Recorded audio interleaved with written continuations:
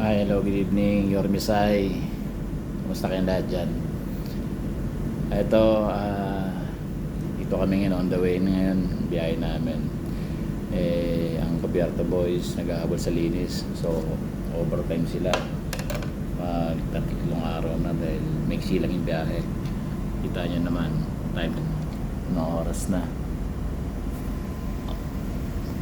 Mag-aalas 11 na.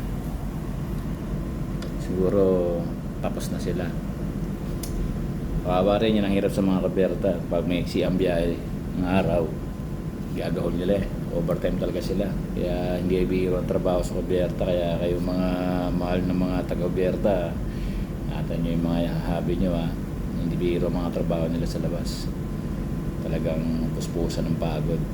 Kawawa rin ako. Kaya ako bilang sa kusina, sa gali, ang tanging may ambag ko na lang sa kanila, ayun, ginawang ko sila ng merienda para naman pagkatapos sila mamaya kahit paano may makain sila.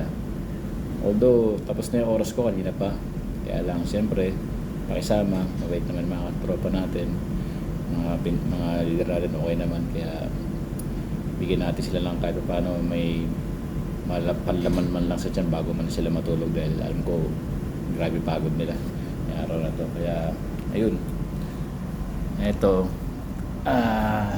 dumali tayo ng konting arroz caldo lang.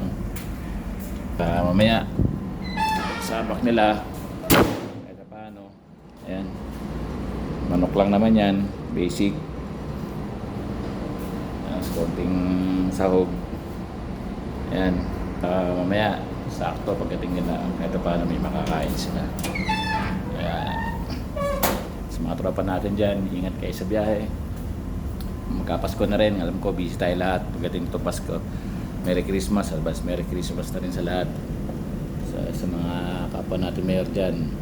Ataw na naman tayo, so ingat lagi sa biyahe. God save. So ulitin ulit, Yormisay out.